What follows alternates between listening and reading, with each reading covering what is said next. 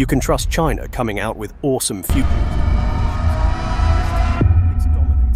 ካሁን በኋላ ቻይና ልክ እንደኛው የፕላኔታችን የምድር አካል ነች ብሎ ማሰብ ሞኝነት ሊሆን ነው። ይባስ ብሎ አሜሪካን ልትበልጥ ነው ብሎ መገመት በራሱ ጅልነት ሊሆን ነው። ምክንያቱም እየመጣ ባለው ዓለም ላይ አሜሪካን ጨምሮ የትኛው ስልጡን ሀገር በቻይና ሊግ የመጫወት አቅም የሚኖራቸው አይመስልም። የሚመጣው ዓለም ላይ ቻይና አንደኛ አትሆንም። ይልቅስ መጪው ጊዜ ተንበርክኮ እጅ ይሰጣትና በቻይና ውስጥ ይጠቀለላል፣ በቻይና ውስጥም ይጠፋል። ከአሜሪካ ጋር የምናወዳድርበት ጊዜ ፀሐይ እየጠለቀበት ይመስላል። ከእንግዲህ ቻይና የመጪው ጊዜ መሪና አዛዥ አትሆንም። ይልቅስ መጪውን ጊዜ አንዴ ስትገነባ ሲላት ስታፈርስ የወደፊቱን ጠፍጥፋ ትሰራለች። ዛሬ በምናያቸው የቻይና 6 አዳዲስ የቴክኖሎጂ ልህቀቶች ቻይናዎች ስለሰሩት በምድር ተወንጫፊው በሰማይ ደግሞ በራሪ አዲስ መኪና፣ መሳሪያን የታጠቁና ከተሞችን ስለሚጠብቁ ሮቦት ፖሊሶች፣ ኤሌክትሮኒክሶችን አስመስሎ ከመስራት የጀመረው የቻይና ጉዞ ዛሬ የሰው ልጅን ጨምሮ የትኛውንም ፍጥረት ደግሞ የመፍጠር ማማ ላይ ያደረሳትን የክሎኒንግ ቴክኖሎጂ፣ እንዲሁም ሌላው ዓለም ፀሐይን አንጋጦ ሲጠብቅ እሷ ግን የራሷን ፀሐይ ቤቷ ውስጥ መፍጠሯን እያየን እውነትም ቻይና ሌላው ዓለም ያለበት ፕላኔት ላይና ሌላው ዓለም የሚቆጥርበት ዘመን ላይ ነች ብሎ ማሰብ እጅግ አዳጋች ይሆናል። በዛሬው ኤፒሶዳችን ታዲያ ቻይናዎች አሜሪካንና ምዕራቡ ዓለምን ልቀው እንደሄዱ የሚያሳዩንን የቴክኖሎጂ ፈጠራዎችን እንቃኛለን።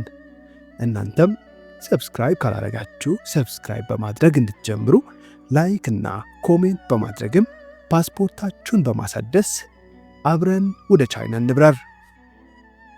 ዤፒንግ ፍላይንግ ካር ወይም በራሪው መኪና። ዓለም የትራፊክ መጨናነቅን እንዴት ልፍታ እያለች አስፓልቱን እያየች ስትብሰለሰል፣ ቻይና ግን አንገቷን ቀና አድርጋ ወደ ላይ ተመለከተችና ሰማዩን መግራት እንደሚቻል ወሰነች። ዤፒንግ ኤሮ ኤችቲ በመኪናና በአውሮፕላን መካከል ያለውን መስመር አደብዝዞታል። ልክ እንደ ማንኛውም መኪና አስፓልቱ ላይ እየተሽከረከረ የትራፊክ መጨናነቁ አላፈናፍን ሲለው የብስጭት ክላክስ አይነፋም።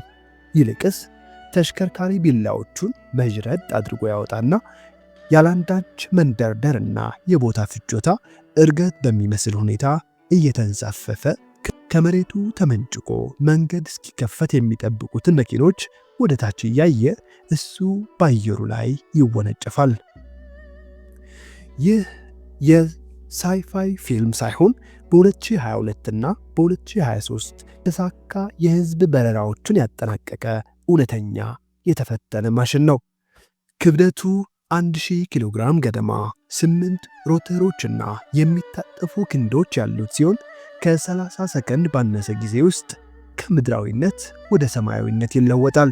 ኩባንያው ላንድ ኤር ቬሂክል የመሬትም የአየርም ተሽከርካሪ ብሎ የሰየመው ልክ እንደ ቴስላ በኤሌክትሪክ ኃይል የሚሰራ ሲሆን ከቴስላ የሚለየው ግን እሱ ምድር ላይ ብቻ ሳይሆን ሰማይም ላይ መንገስ በመቻሉ ነው። አስፓልት ላይ ሲታይ ፊቸሪስቲክ የስፖርት መኪና ሲመስል ድንገት ክንዶቹን ዘርግቶ ያለ ማኮኮቢያ ፍንጥር ብሎ ወደ ላይ ሲነሳ ደግሞ ግዙፍ ድሮን ይመስላል። ወደ 300 ሜትር ከፍታ ላይ እየተንሳፈፈ በሰዓት 130 ኪሎ ሜትር ይበራል። ዤፒንግ ይህንን ተሽከርካሪና በራሪ ማሽን በቀጣዩ ዓመት ለገበያ እንደሚያቀርብ ገልጿል። ታዲያ መኪናውን በቤጂንግ ጎዳናዎች ላይ ያሽከረከሩ መንገድ ሲጨናነቅቦት አንድ ቁልፍ ተጭነው ከትርምሱ ወጥተው ሲንሳፈፉ ያስቡት። BYD ያንግዋንግ U8 SUV የኤሌክትሪክ መኪኖች ሁሉም ተመሳሳይ የሆኑ የተለየ ፈጠራ እየቀነሰ ባለበት ወቅት የቻይናው BYD ግን ቀጣዩን እርምጃዬን መተንበይ አትችሉም እያለ ይመስላል። ያንግዋንግ U8 በውሃ ላይ መንሳፈፍ፣ እንደ ታንክ መዞርና ጎማ በሰዓት 120 ኪሎ ሜትር እየተጓዘ ጎማው ቢፈነዳ ያለ አንዳች እክል መትረፍ የሚችል የመጀመሪያው የቅንጦት ኤስዩቪ ተሽከርካሪ ነው። ወደ 3 ቶን ገደማ ሲመዘን ለእያንዳንዱ ጎማ 4 የኤሌክትሪክ ሞተሮች ስላላቸው ሁሉም ጎማዎች ራሱን የቻለ መቆጣጠሪያ ኖሯቸው በበረዶ በአሸዋ ወይም በአስፓልት ላይ እንደ ባሌት ዳንሰኛ 360 ዲግሪዎችን እንዲሽከረከር ያስችለዋል። በጠባብ መንገዶች ላይ አንገቱን አጣሞ መዞር ሳያስፈልገው ወደ ጎን በሰያፍ ወይም ወደ ኋላ መንቀሳቀስ ይችላል። ራሱን ከመሬቱ ጋር አዋህዶ ሲያስፈልግ ዝቅ ጎርበጥ ያለ መንገድ ካለ ከፍ እያለ አንዱ ጎማ ድምጥማጡ ቢጠፋ ራሱ በተቀሩት 3 ጎማዎች ሚዛኑን ሳይስት ይንቀሳቀሳል። የበለጠ የሚያስገርመው ነገር ደግሞ መኪናው ሲያሻው ጀልባ ሆኖ ወንዝ ማሻገሩ ነው። በመሬት ላይ በዚህ ሁሉ ምቾትና ልህቀት የሚንቀሳቀሰው መኪና ውሃ ሲያይ ልክ ዋና እንደማይችል ሰው ግራ አይጋባም። ይልቅስ ዘው ብሎ ይገባና ልክ ለውሃ እንደተፈጠረ ጀልባ በጎማዎቹ ኃይል እየቀዘፈ ውሃው ላይ ይንሳፈፋል።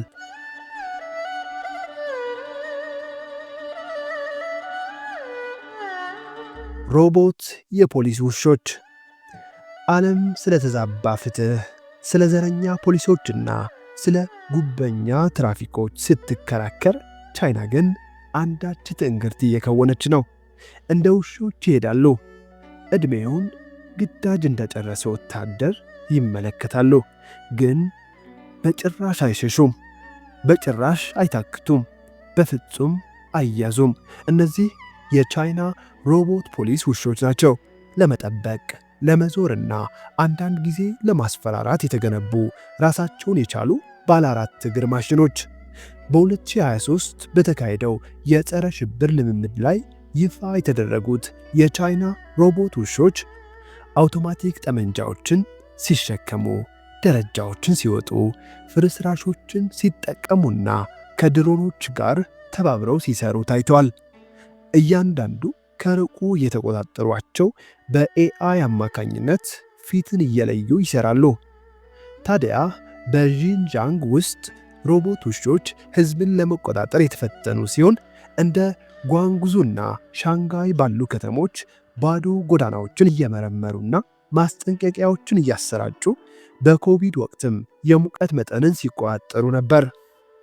ሰዎች ቢገቡባቸው አደጋና ሞትን በሚያስከትሉ አደገኛ ስፍራዎች ላይ ለፍለጋና የነፍስ ማዳን ሥራ ላይ ይውላሉ። ቆሞ ከሚሄድ የሰው መኮንን ይልቅ ፈጣን፣ የማይተኙ፣ የማይደራደሩና ፊትን የማይረሱ ናቸው። የውሃ ውስጥ ድሮኖች። ልክ ከጠፈርና ከሳይበር ስፔስ ጋር እንዳደረገችው ሁሉ ቻይና ሰንደቅ ዓላማዋን ከማዕበሉ በታች በውቅያኖስ ስር ታውለበልብ ጀምራለች። የቻይና ሰው አልባ የውሃ ውስጥ ድሮኖች የተከበሩ ሰርጓጅ መርከቦች ብቻ ሳይሆኑ የሚፋጅ ግፊት ባለውና በጥልቁ ባህር ድቅድቅ ውስጥ ራሳቸውን ችለው በጥንቃቄ የሚጠባበቁ አዳኞች፣ አንዳች ኮሽታ የማያመልጣቸው አነፍናፊዎች፣ እንቅልፍ የማይሸውዳቸው ጠባቂዎች ናቸው። ከነዚህ ውስጥ ዝነኛው ኪያንሎንግ ሰርድ በቻይና የሳይንስ አካዳሚ የተገነባው የባህር ጠላቂ እስከ 4500 ሜትር ወይም ደግሞ 14700 ጫማ መጥለቅ ይችላል። ያ ማለት ኪያንሎንግ ሰርድ ከአትላንቲክ ውቅያኖስ አማካይ ጥልቀት በላይ ብርሃን የሚሞትበት፣ ግፊት የሚፋጅበትና የሰው ልጅ የማይደርስበት ሲኦል ላይ ደርሶ ጥልቁን የውቅያኖስ ወለል ይገልጻል። የርዕደ መሬት መረጃዎችን እየሰበሰበ ማንም መኖሩን ሳያውቅ የሌላ ሀገር ሰርጓጅ መርከቦችን ይከታተላል። ሳይታይ ዳሰሳዎችን ሁሉ ይሰራና ተልዕኮ ሲጠናቀቅ ብቻ ወደ እናት መርከቡ ይመለሳል። የባህር ሰላይ ሳተላይት ማለት ይቻላል። ጸጥ ያለ የማይታይ ግን ደግሞ ሁሉንም ነገር የሚመለከት። አሁን ላይ ቻይና በደቡብ ቻይና ባህር ውስጥ የውሃ ውስጥ ክትትል ኔትወርኮችን እየገነባች ሲሆን የውሃ ውስጥ ታላቁ ግንብ ልንለው እንችላለን። የተቀረው ዓለም አሁንም በሰው የሚሰሩ ሰርጓጅ መርከቦችን በሚያሰማሩባቸው ቻይና በጥልቅ ባህር የበላይነት ላይ የበላይነት እንዲሰጣት አስቀድማ የኤአይ ቁጥጥር የሚደረግባቸውን የውቅያኖስ ድሮኖች መንጋ እያዘጋጀች ነው። ታዲያ እነዚህ ድሮኖች እየቃኙ ብቻ ሳይሆን እየተዘጋጁም ነው። የክሎኒንግ ቴክኖሎጂ ዛሬ ላይ አንድ ታዋቂ ሰው የተናገረውን ንግግርና ተግባር በተንቀሳቃሽ ምስል አይተን እውን ሰውየው ይሆን ወይስ ሐሰተኛ የኤአይ ቅንብር የሚለውን ለመለየት እየተቸገርን ቴክኖሎጂ የደረሰበትንና የሚደርስበትን አስፈሪ ደረጃ እያሰብን ስንገረም፣ የቻይና ፋብሪካዎች ግን ከስማርትፎንና ማይክሮቺፕስ አልፈው አንድን ሰው ራሱን ደግመው ከፈለገ አንድ አሊያም 10 መንታ ሰዎችን እያመረቱ ነው። ይህንን ስንል በኤአይ የሚሰራ ተመሳሳይ ሰው ወይም ግሩም የማሰብ ብቃት ያለው እኛን የሚመስል ሮቦት ሳይሆን የሰው ልጅ እያንዳንዱን ሴሎች በመውሰድና ሴሎቹ እየተባዙ እጅግ አስማታዊ እንጂ እውን ልዕላዊ እንጂ ሰብአዊ በማይመስል ሁኔታ አንድ ሰው በተፈጥሮ መንታ ወንድም ወይም እህት እንደሚኖረው ሁሉ የክሎኒንግ ቴክኖሎጂ ሰው የራሱን መንታ እንዲሰራ አድርጓል። ታዲያ ይህ የወደፊት ዕቅድ ሳይሆን ያሁኑ እውነታ ነው። በፈረንጆቹ በ2017 የቻይና ሳይንቲስቶች ዞንግ እና ሁዋ የተባሉ ሁለት በዘረመል ፍጹም ተመሳሳይ ዝንጀሮዎችን ለዓለም አሳዩ። ታዲያ ዝንጀሮዎቹ መንታ ወይ ወንድም እህት ዝንጀሮዎች ሳይሆኑ እጅግ በሚያስደነግጥ ሁኔታ ተመራማሪዎቹ በላብራቶሪ ምርምር ማለትም በክሎኒንግ ቴክኖሎጂ የፈጠሯቸው እንጂ ፈጣሪ ከአንድ ማኅፀንና ከአንድ እናት የፈጠራቸው ዝንጀሮዎች አልነበሩም። ግኝቱን አስደንጋጭ ያደረገው ዝንጀሮዎች ከማንኛውም እንስሳ ይልቅ በጄኔቲክ ከሰዎች ጋር የቀረቡ ስለሆኑ ነው። ቻይና እዚህ አላቆመችም። ከፍተኛ የማሰብ ችሎታ፣ ታዛዥነትንና የማነፍነፍ ብቃት በዘረመል የተነደፉ የፖሊስ ውሾችን አምርታ ከእንግዲህ ኬናይን ውሾችን ለማሰልጠን ዓመታት መፍጀቱ ቀርቶ ልክ እንደ ወረቀት ባሻኝ ሰዓት አመርታቸዋለሁ ብላለች። ይበልጥ አስደናቂ ሁኔታ ሲኖጂን የተባለው የባዮቲክ ኩባንያ የቤት ውስጥ ውሻ፣ ድመት ወይም ፈረስ ለሞተባቸው ሰዎች ከ$35,000 ጀምሮ የሞተባቸውን እንስሳ ደግሞ የመስራት አገልግሎት ጀምሯል። ይህ ሁሉ ሳይንሳዊ ልብወለድ ወይም ህልም አይደለም። ይልቅስ ዲኤንኤ፣ ንድፍ፣ ባዮሎጂ ሶፍትዌር የሆነበት አዲሱ ድንበር ነው። ሰው ሰራሽ ፀሐይ። ዓለም ስለ ነዳጅና ማዕድን ሽንጧን ገትራ ስትከራከር፣ በዚህ በኩል ቻይና የሰው ልጅ ያላሰበውን እያሰበች ያልተዳፈረውን እየተዳፈረች ነው።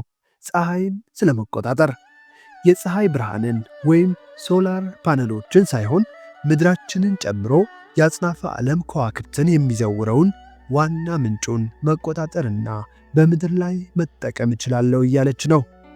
አሁንም የማርቨል ፊውቸሪስት ፊልም ድርሰት ቢመስለንም ነገሩ ግን ዛሬ ቻይና እየወረጠችበት ያለው የገሃዱ ዓለም እውነታ ነው።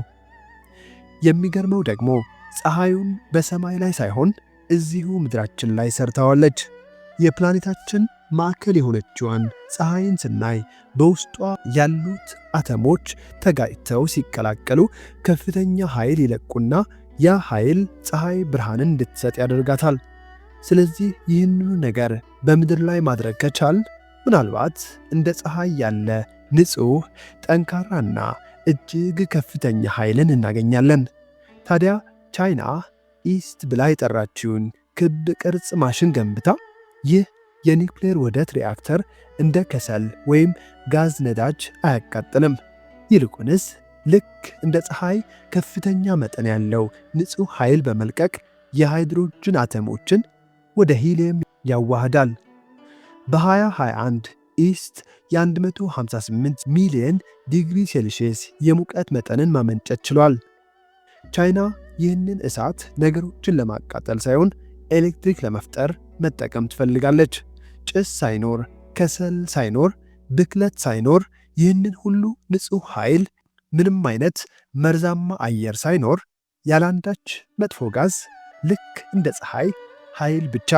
ታዲያ ይህ ሙሉ ለሙሉ ተግባራዊ ሲደረግ ዓለም እየተፋጀባቸው ያሉ እንደ ኒውክሌርና ነዳጅ ያሉ የኃይል አማራጮች ራሱ በቻይና ሰው ሰራሽ ፀሐይ ፊት ሞገስን ያጣሉ። ታዲያ በሰው ልጅ ታሪክ ውስጥ ከቻይና ውጪ ማንም በዚህ ልክ ፀሐይን አልደፈረም። ውድ የማራኪ ቤተሰብ፣ የዛሬው የቻይና አዳዲስ የቴክኖሎጂ ፈጠራዎች ቅኝታችን በዚህ አብቅቷል። ስለ ቴክኖሎጂዎቹ የወደዳችሁትንና ስጋታችሁን ኮሜንት ላይ ያስቀምጡልን። ቪዲዮውን ከወደዳችሁትም እስከዚህ ድረስ መጥታችሁ ሰብስክራይብ ሳታደርጉ እንዳትሄዱ አደራ በማለት የዛሬውን ቅኝታችን በዚህ እናገባድ።